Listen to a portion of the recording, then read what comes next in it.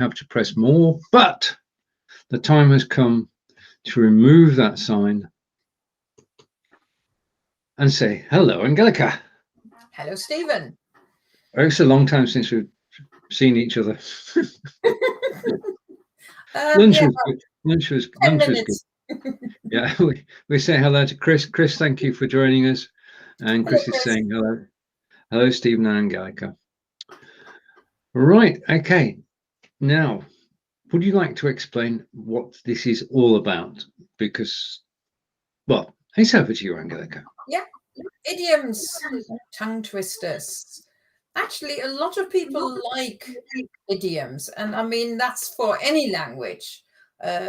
People who learn English are always very interested in English idioms, and people who learn German are interested in German idioms. And tongue twisters are a bit of extra fun, practice a bit of pronunciation, certain letters. And I thought, well, to put a bit of a system into it, I thought we'll do an A to Z. And today we've got the letter E. Now, that doesn't mean that every word starts with E, but No, it doesn't. The key word sort of has the letter E, and the idioms, there are two this time, have got lots of E's in there as well. Sorry, the tongue twisters. The idioms this time are pretty short. Some of them are basically just words. So I've got 7 of them, plus 2 tongue twisters. All for you, and for anybody else who's watching. Yeah, no, the way this works is Angelika just said there are 9 phrases in all. 7 are in English, and then we translate, sorry, in German, we translate to English. And then there are 2 tongue twisters, which we can all do together and try and say as quickly as we can. So let's get the show on the road and go to the top of the menu, which says, welcome to the show. And I've had to scroll this one. So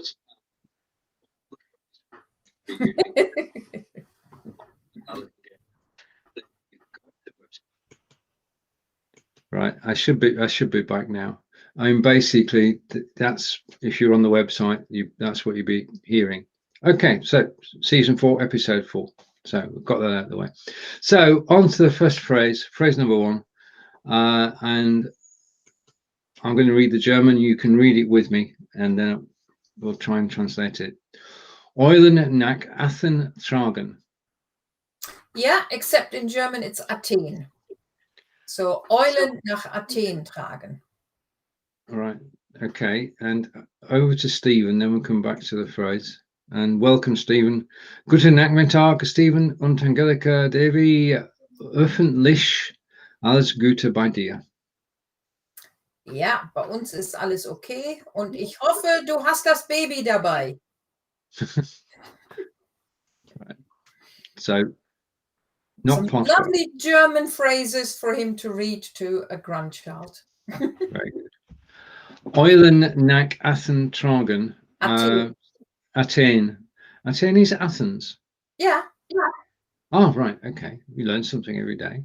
So, Eulen. Now, we do know that because this is an idiom, it doesn't translate exactly, does it? I mean, if I did this word for word, it wouldn't work. It might, actually. Okay, let's give it a go. Taking oil to Athens? Not oil. Eulen is your favorite animal. Chicken. No. Chicken is my favorite animal. Right, okay. You can taking owls to Athens. It's carrying owls to Athens. Now, it works in so far because it is actually an old Greek saying of carrying owls to Athens. The more modern version for us would be to carry coal to Newcastle. Or what's the other one? Selling snow to the Eskimos was another one that people used. And the Germans say, Eulen nach Athen tragen. I've actually done that in the modern day terms because Sage are based in Newcastle, one of the largest software houses in the world, and I sold them some software. even though they're a software house. So Right, okay. Eulen instead of coal. Yes. And Chris has said that's an owl, She knew. which we agree with. Okay, phrase 2. Die Eselsbrücke. Yeah, die Eselsbrücke. And this is the point at which I say, I haven't a clue, Angelika. Can you help? Right. Brücke is a bridge. Mm-hmm. And Esel is a donkey. Yeah. So literally translated, this is a donkey bridge.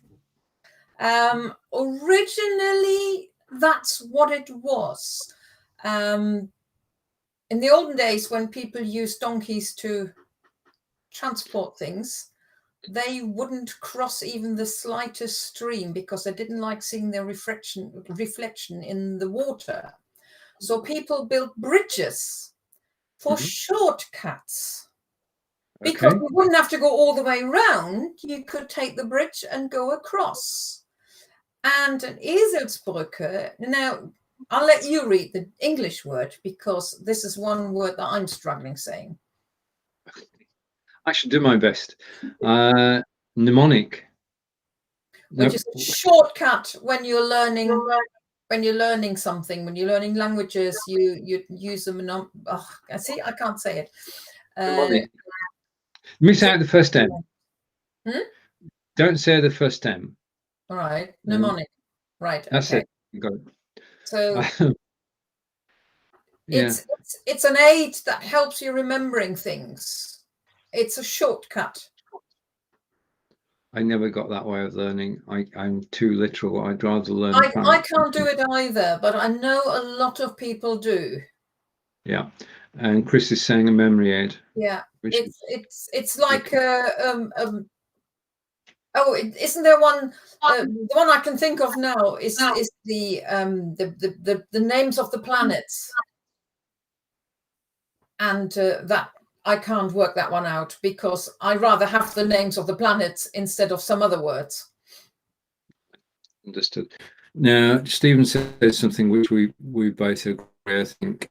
So just read out. May I convey my deepest condolences to all those so tragically affected by the floods in northern Germany. It's truly catastrophic.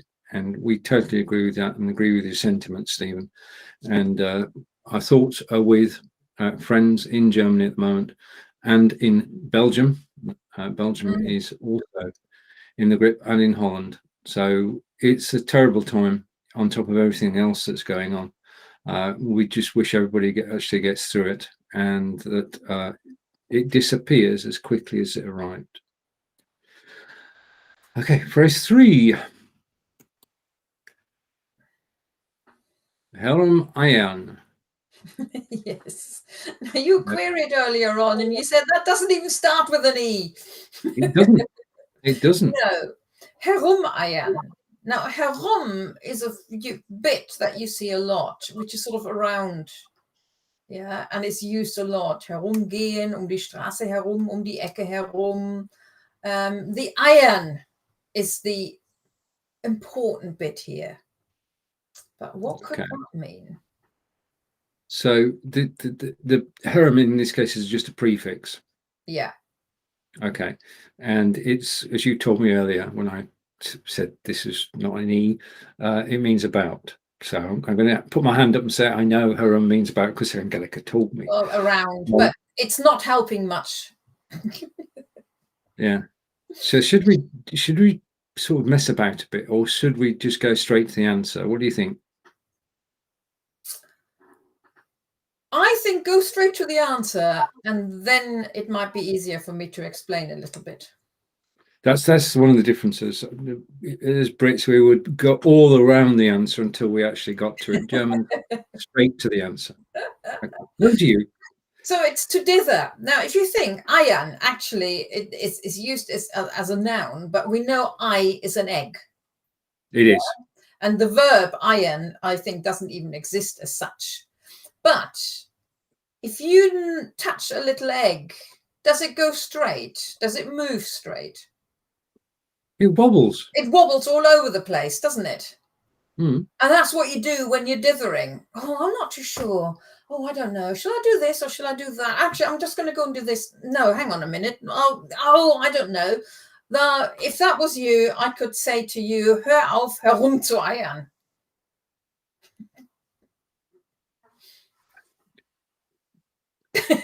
I'll bring my mind up. Okay. Idiom. It's an idiom. It's not a direct translation. Okay. Over to Chris. Chris is saying like smart, specific. Oh, that was the Eselsbrücke. Yeah. It's those smart, yes. The SMART things as well. Yeah. Yeah. Okay. So let's just wind forward and go to phrase 4. Die Extrawurst. Die Extrawurst. Die Extrawurst, yeah. Okay. The extra sausage. Now that's as far as we can go because there's no. That is as far as you can go. Imagine a dinner table and everybody's had their sausage, and then little Johnny wants another one. He always wants the extra one. He always wants more, which is a bit like the special treatment, and that's what it is. It's when somebody always wants the special treatment, they want the Extrawurst. So hat, the Extrawurst would mean he's had special treatment. Yeah, could be. It's usually more meant sort of negative, like, oh, du willst immer die Extrawurst haben. Yeah, you always want the special treatment. Okay. Now, before any people who've learned Austrian German, or if any Austrians are listening in, I have to say that there is a type of sausage, and I've forgotten what it is now, in Austria, that is actually called Extrawurst. That's, yeah, okay. That's what it's called. So if you go to a butcher's in Austria, you can actually ask eine Extrawurst bitte. Whereas if you go into a butcher's in Germany and ask for eine Extrawurst, I'm not quite sure what they would tell you. I'll have to go there and find out. Right, okay, phrase 5. Heißes Eisen. Yeah, heißes Eisen. So hot. Going along and saying the phrase and trying to translate them. Chris is doing the best so far. Eisen. Ich weiß nicht. Was ist? Eisen is iron. Right. Hot iron. So this is hot iron. Now, as an idiom, if you imagine hot iron, would you touch it? Not with a barge pole. No. The English, and actually here I would have to ask, why do you say what you say in English, if you want to put the English one on? Let's find out what we say in English. Equivalent, not the translation, but the equivalent. I don't know the history. Well, I mean, both of those actually, yeah, you wouldn't want to touch. If somebody gave you a hot potato, you go, take it back. You do not want to, and Stephen may know more as well. You don't want a hot potato in your hands. No. Okay, so you pass it on to the next person, throw it over to them. They can catch it. You wouldn't want a hot iron either. I can but imagine that in 1700s, 1800s, people used to buy food on the street, and the food on the street was chestnuts and possibly potatoes. And if you bought a potato and put it in your hands, it's so hot you've got to pass it on to somebody else. So I don't know. We'll try and find out. Well, it's definitely so hot that you can't touch it, and you don't want to touch it, and the same applies to hot iron. Yeah, there is a second meaning. If somebody puts forward an idea and they want you to buy into it and present it to somebody else, but it's a very I'm looking for a word. It's very controversial. Then people will say, it's nice of you to give me that topic, but I'm going to drop it like a hot potato. And that would be the same with the heißes Eisen. And certain political things could also be heißes Eisen or a hot potato. So it's the same thing, except we're using potatoes, and in German it's iron. Yeah, and Chris's translation is beware of touching, which is Steven's translation, but yes, exactly. Good. Okay, so on to phrase 6. And phrase 6 is some alten, Eisen, zählen. Yeah, I've used Eisen twice here because we've actually got, I think there were some more even with Eisen, but I've used those two. So zum alten Eisen zählen. Sorry, I'm just looking back to find out what Eisen means. I'm back now. It's right. Not potato in this case. Okay, 2, alten is old, iron, zahlen. No, I give in. I give in. What is it? That is to write off somebody as old. No, yeah, okay. And that's basically, if I go for the English translation, to write somebody off as old. Now, I'm going to take, I don't think that happens as much now as it used to. I think because we are both over 50, we don't look at we don't look at ourselves as being old, and we don't look at people within 10 years of our age being old. So we don't write, because today, I mean, we're carrying on working until we decide to stop. I think it's moving back more and more. Yeah. In the olden days, we probably would have been altes Eisen, and nowadays it's probably those who are in their 90s or in the 80s and 90s where we might say. I don't know. It seems to be pushed back further and further. It does, which is good. Wir zählen nicht zum alten Eisen. And we're not old. We are not old. No, right. Exactly. Now we come on to the bit you've all been waiting for. My favorite. Oh. This is my favorite. Right. Okay. These are tongue twisters. No, this is still an idiom. Oh, it's still an idiom. Okay, just a minute. It's the last idiom. Let's take a comment that's coming in while I'm thinking about that one. We're living in an aging society. I'm 59, going on 33. That's a good spirit. That's the spirit that Angelika and I have. Okay, so phrase 7 is a phrase, and it's eierlegende Wollmilchsau. Sure, it's not a tongue twister. No, but yeah, I can see your point. Eierlegende Wollmilchsau. Okay, Eier is Eier's an egg. Yeah. A legendary egg. No, legen is to lay, so it's an egg laying. Egg laying, and milch is milk. Yeah. Woll is no. Chris, help. Woll is short for wolle, which is wool. Yeah. And Zau? Woolman. Zau. Cow? No. It's a sow. Okay. Sow, as in English. So basically, this doesn't make any sense whatsoever, because a sow doesn't lay eggs, it doesn't have any milk, or doesn't give any milk, and it doesn't have any wool. Okay. So it's an extraordinary. It's something that we just put everything together. Right. All rounder, jack of all trades. Yeah. Okay, I can see that. So this is one we want to remember. When we want to say he's a jack of all trades, ist eierlegende Wollmilchsau. Eierlegende, not legende. Legende, if you put the emphasis on the second syllable, so legende, that would be a legend.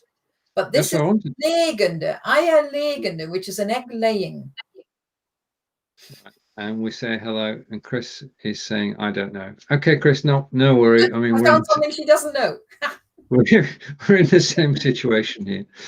Right. Okay. Phrase 8. This is most definitely a tongue twister, and we do this the other way around. So the English version, I'll read. No, Angelika, you read the English version. I mean, this is not an English tongue twister, but this is just so that when you see the tongue twister, you actually know what you're saying. So the German tongue twister in a minute, the meaning of it is the barrel of wine that Mrs. Weber emptied devastated her liver values. And we got lots of E's in there. It didn't do any good drinking a full barrel of wine, and that's quite understandable. But if we go on to the tongue twister, Take a deep breath. Let's go. I haven't read this before. Das Weinfass, das Frau Weber leerte, verheerte, ihre Leberwerte. Yeah, that was good. Das Weinfass, das Frau Weber leerte, verheerte ihre Leberwerte. Yeah, just stumbled once. Okay, how do you do at home? Okay, because we've got 2 this week, so yeah. I'm not going to attempt it twice. First time was close enough, so I'm going to take that as a win. Right, phrase 9. Oh, 9. Okay, donkeys don't eat nettles. Nettles don't eat donkeys. Well, again, I can agree with that. Doesn't make any sense. Apart from that, the words have got lots of ESs in there. Lots of E's and S's, so it rhymes nicely. Okay. And deep breath. And the German phrase is Esel essen nesein nicht. Nesein that's just what's supposed to happen. Nesein essen Esel nicht. Right, that's an L. Nesseln. Nesseln, okay. Nesseln. Esel essen Nesseln nicht, Nesseln essen Esel nicht. Okay, and over to Steven. And Steven is saying number 9 is a sting in its tail. Yes, indeed. Indeed, it did. It did. Yeah. False sense of security. I thought I got this. But I didn't.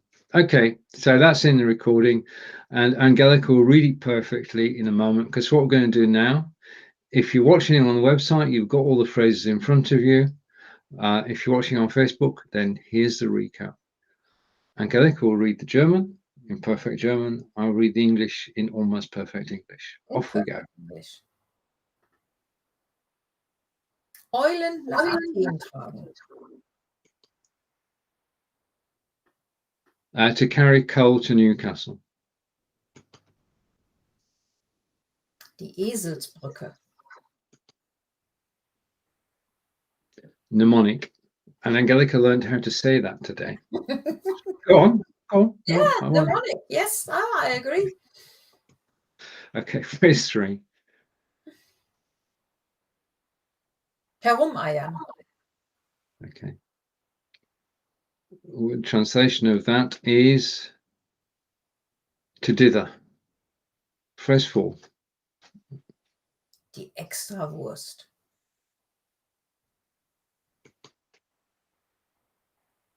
Special treatment.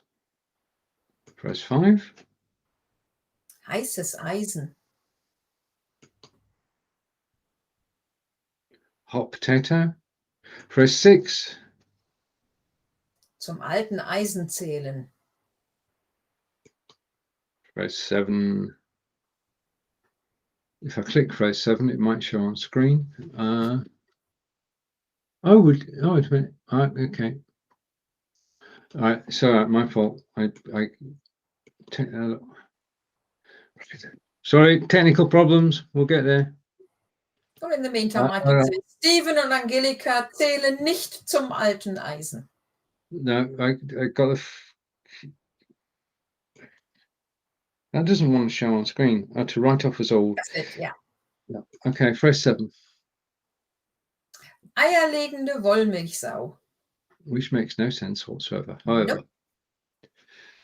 It does mean all-rounder, jack of all trades. If you Google it, I come across at least one website where somebody made a photo montage and created a eierlegende Wollmilchsau. So, because it doesn't make any sense. Are you going to read you? No, this is yours. Well, both of them. The barrel of wine that Mrs. Weber emptied devastated her liver values. Okay, das Weinfass, das Frau Weber leerte, verheerte ihre Leberwerte. Okay, and donkeys don't eat nettles. Nettles don't eat donkeys.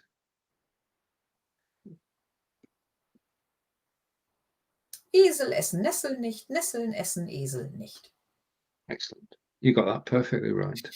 I can't say too fast, though. It's actually not that easy to say fast. Totally. Before we go to the closing, I do want to mention something that's happening later today. And there it is. At 6 p.m. in the UK, 7 p.m. in Belgium, 2 p.m. Eastern. It's Learning Languages with Steven, which is on Amazon Live. And you can join me for an hour talking about learning languages, one of which is German. And the broadcast will feature an episode of Ask Angelika, our favorite one, and also Angelika's books that are actually on Amazon.com. So look forward to that at 1 p.m. Eastern today. Yeah, that's right. Angelika, it's over to you. Yes. So the next episode will be idioms and tongue twisters with F. But as we always do this time of the year, summer holidays are coming up. People are going on holidays. People want to spend time in the garden, and that will take in a little break again, a summer break. And so the next episode will be on the 3rd of September. Wonderful. So we're taking August off. There'll be lots of walking and lots of sunshine, we hope. To everybody who's watched us live today, thank you, especially to Chris and to Steven. And Steven has the closing words today, and I'll read it because Angelika would blush. Thank you for today, both of you. Listening to Angelika pronounce German is fabulous. Thank you. Totally agree with you, Steven. Take care, everybody. We'll see you on the 3rd of September, Friday, 2 o'clock. Yeah. Bye. Oh, wait a minute. One more comment coming in. Ooh. And Chris is saying, thank you so much. And thank you, Chris. Thank you for watching. Okay. And it's tschüss von mir. Und tschüss von mir. Bis später.